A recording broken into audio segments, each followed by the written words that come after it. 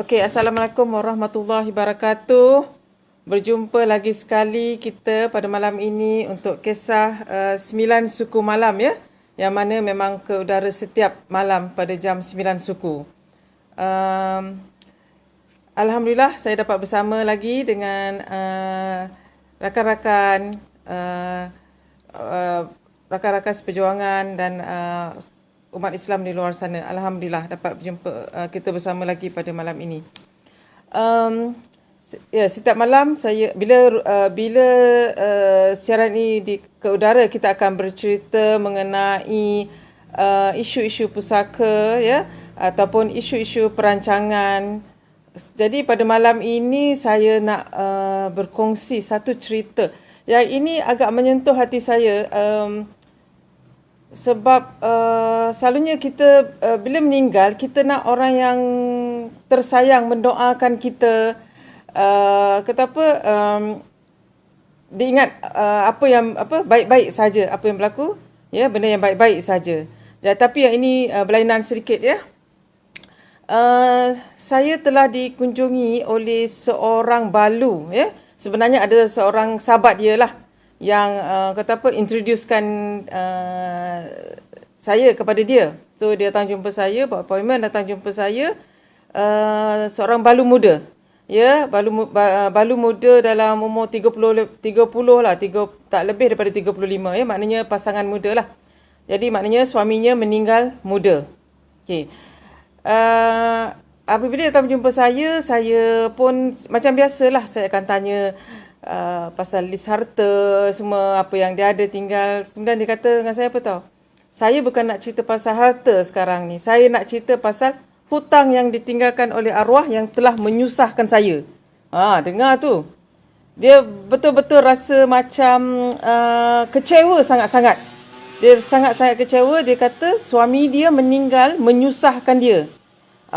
Macam mana perasaan tuan-tuannya bila seorang isteri cakap macam tu lah. Yelah, kita dah mati kan. Masa tu mungkin tak dengar lah. Tapi bayangkanlah ya, kalau isteri kita cakap macam tu, macam mana agaknya perasaan tuan-tuan kan.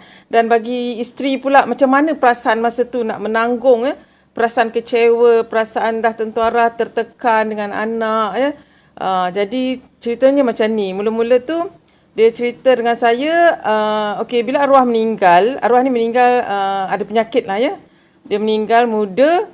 Jadinya atas nasihat adik-beradik arwah ni, ya, arwah ni masih ada ibu bapa lah ya, sebab dia muda lagi kan. Atas nasihat adik-beradik arwah, dia telah pergi ke KWSP. Ya, dia pergi ke KWSP dan keluarkan duit KWSP arwah sebab dia penama.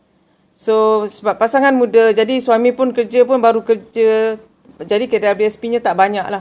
Jadi bila dia dah keluarkan duit KWSP tu atas nasihat adik-beradik ni tadi, sebelum tu dia tak jumpa saya lagi ya. Dia pun membagi-bagikanlah duit yang telah dikeluarkan. Dalam masa 2 minggu duit tu dah dapat dah ya. Dalam masa 2 minggu duit tu dah dapat masuk akaun dia. So dibagi-bagikan mengikut faraid. Okey, ni nasihat adik-beradik arwah lah ya, ikut faraid dan ialah ibu bapa dia masih ada, jadi 1/3 daripada duit arwah tu pergi kepada ibu bapa dia.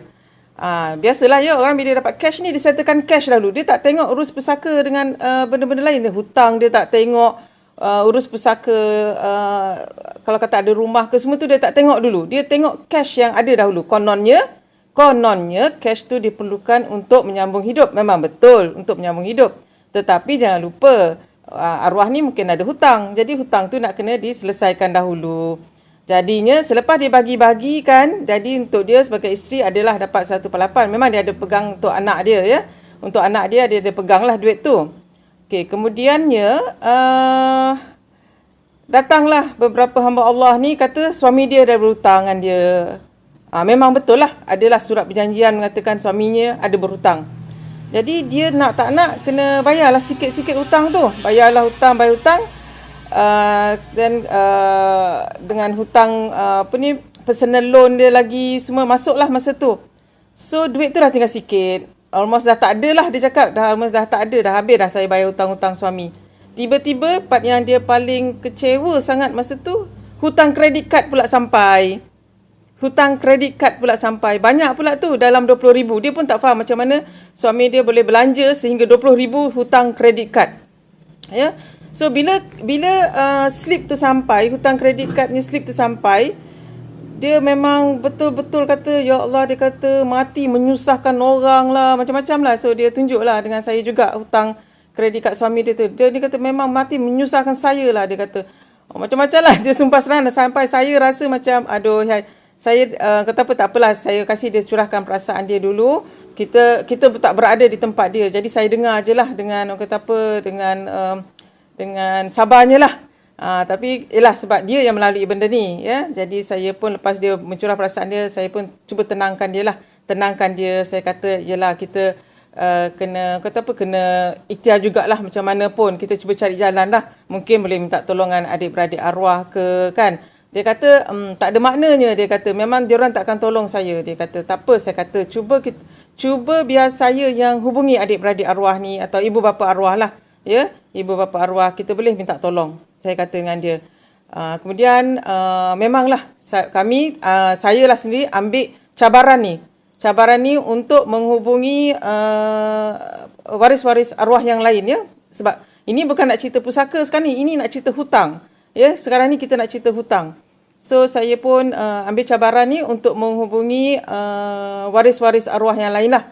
Sebenarnya ibu bapa arwah lah, ya, warisnya. Tapi obviously ibu bapa arwah ni memang orang yang dia sendiri bergantung pada anak dia yang ini, ya.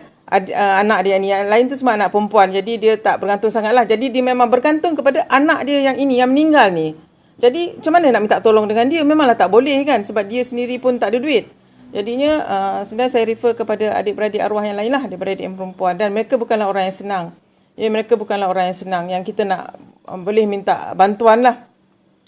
Jadinya saya pun kata apa, dah macam nak mati akal jugalah. Tapi Alhamdulillah adalah seorang adik-beradik ni sangguplah bayarkan sedikit-sedikit hutang-hutang mana yang ada, hutang kredit kad semua tu lah bayar.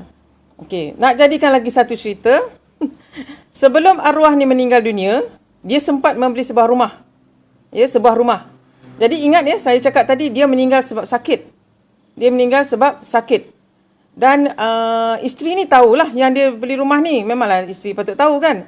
Tetapi yang isterinya tak tahu adalah rumah itu tidak mempunyai MRTA. Sebab apa? Sebab dia sudah sakit. Jadi dia tak boleh ambil MRTA. Ya, tapi loan dia diluluskan tanpa MRTA. Bayangkan, ya, rumah dah beli, rumah tu dah hampir siap sebenarnya. Dia cuma tak sempat nak tinggal aja dekat rumah tu. Dia dah meninggal. Ya. Jadi isteri ni kata sekarang adakah dia patut jual rumah tu ataupun dia cari jalan lah untuk membayar bayaran untuk bulanan lah. Bayaran bulanan lebih kurang tak salah saya loan dia tu dalam 20 tahun lah. Lepas tu yang isteri ni pula pada masa itu tidak bekerja. Ya, itu yang dia jadi pressure, dia jadi tension sangat. Ya, jadi tension sangat masa tu. Jadinya dan dia tak bekerja. Jadi saya ada beri cadangan, kalau tak mampu memanglah kena jual. Tetapi sebaiknya, sebab arwah ni pun dah mula dah banyak bayar, ya, deposit semua dah bayar.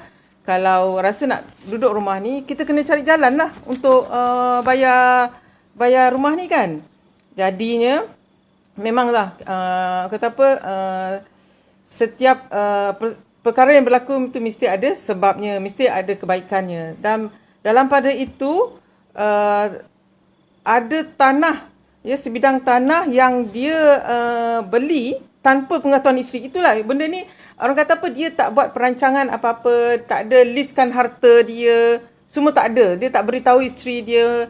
Okey, semua itu sebab penting perancangan harta ni. Sebab dalam perancangan harta kita akan listkan harta kita, apa yang kita ada. Ya, jadinya yalah, Allah tu nak tunjukkan tiba-tiba ada dia adalah seorang hubungi dia kata suami dia ni ada beli sebidang tanah, ya, sebidang tanah di satu tempat. Okey, jadinya dia kata benda ni berlaku dalam tak lama lah, dalam 4-5 bulan selepas suami tu meninggal lah. Dalam ni dia pun dah tengah pening kepala pasal nak bayar rumah ni, apa nak buat dengan rumah ni semua. dan dia kata suami dia ada beli sebidang tanah. Jadi memang bolehlah dijual tanah tu, tapi kenalah buat urus pusaka dahulu kan. Jadi kami pun bantulah dia buat urus pusaka semua, dan alhamdulillah masa tu ibu bapa dia pun ibu bapa arwah ni pun lepas hak semua, dan dengan bantuan My Pusaka, alhamdulillah kami dapat selesaikan urus pusaka dia, dan kami dapat tolong jualkan tanah yang sebidang suami tadi beli untuk untuk si isteri ni menyambung kehidupan dia dan dapat membayar ansuran rumah yang suami dia baru beli tu. Ya, jadi itu sebab perancangan harta ni penting. Ya, jadi supaya bayangkan ya, apa yang isteri ni dah lalui selama 5 bulan tu, 5-6 bulan tu, menyumpah seranah suami ni tanpa mengetahui rupanya suami pun ada beli tanah lain. Jadi itu sebab jangan dijadikan rahsia semua apa yang kita ada, hutang yang kita ada disenaraikan, harta yang kita ada disenaraikan. Jadi jangan tak pasal-pasal isteri tu tadi dah berdosa, ya, menyumpah seranah arwah suami dia, ya, dan benda tu tak patutnya berlaku. Tak patutnya berlaku jika si suami tadi sudah buat perancangan. Itu sebab perancangan harta pusaka ni sangat penting. Dan bukan sekedar harta, ya, hutang-hutang tu adalah sangat penting disenaraikan. Jadi tak adalah, bayangkan ya, lebih 6 bulan dah rasanya yang isteri ni tak tahu pun yang suami tu ada bidang tanah, duk fikir macam mana nak selesaikan perkara ni sekarang. Adakah nak jual rumah yang baru beli? Jadi alhamdulillah lah benda tu dapat diselesaikan dengan bagus dan cepat. Kami yang bantu, My Pusaka yang bantu, ya, dengan cepat kami dapat selesaikan, dan alhamdulillah lah isteri tu selepas itu dapatlah menyambung kehidupan dia, dan saya harap yalah, benda dah terlepas di mulut kan, tak boleh nak ditarik balik. Tapi saya tahu dia tidak bermaksud untuk menyumpah seranah suami dia, arwah suami dia, tetapi masa tu keadaan dia tertekan. Memang kami banyak buat kaunseling dengan dia, suruh dia bersabar. Yalah, kita tak tahu apa tindakan dia selanjutnya, orang yang berada dalam keadaan tertekan. Jadi saya memang merayu supaya orang di luar sana buatlah perancangan harta supaya yang ditinggalkan ini tahu apa nak buat. Ya, apa nak buat, apa perancangan dia selepas itu. Janganlah menjadikan dia merana sehinggakan hidup dalam keadaan tertekan. Bila dalam keadaan tertekan ni kita tak tahu apa tindakan dia selanjutnya, ya. So jadi ambillah pengajaran, ya, buatlah perancangan, dan perancangan tu biarlah sepadan dengan apa yang kita ada, ya. Jadi saya harap-harap siapa yang ada bersama dengan saya malam ni, ramai juga, ada lebih kurang dalam 20 orang yang nampak saya nampak di sinilah, mungkin lebih daripada 20 orang. Tolong share, ya, tolong share video YouTube ini, ya, kepada seramai yang boleh di luar sana, dan menasihatkan mereka buat perancangan, ya. Bayangkan ya, kalau dah buat perancangan tak adalah sampai isteri tadi menyumpah seranah, ya, dan tak ada dalam hidup keadaan tertekan, ya. So saya rasa sehingga di sini saja untuk pada malam ini dari saya. Untuk besok, besok Tuan Bahar, ya, akan bersama kita semua. Tajuk dia, ni memang tajuk ni memang ramai orang tak perasan lah benda ni berlaku. Waris termakan hak Baitul Mal. Itu lagi satu hal. Waris termakan hak Baitul Mal. Oh, jangan cari pasal, ya, kalau termakan hak Baitul Mal ni, sebab hak Baitul Mal bukan hak pejabat Baitul Mal tau. Dia adalah hak orang ramai, ya, umat Islam di Malaysia. Itu jangan buat kerja, ya. Jangan lupa besok malam bersama kita, bersama Tuan Bahar, untuk kisah 9 suku malam. Boleh share dengan kawan-kawan di luar sana mengenai pagi besok poster tu akan keluar, ya. Boleh share supaya dia boleh join pada malam ini. Okey, itu saja dari saya untuk pada malam ini, dan jangan lupa, ya, lepas ni Tuan Bahar ada kelas, ya, dengan pejuang-pejuang My Pusaka. Hingga di sini saja. Okay. Assalamualaikum warahmatullahi wabarakatuh.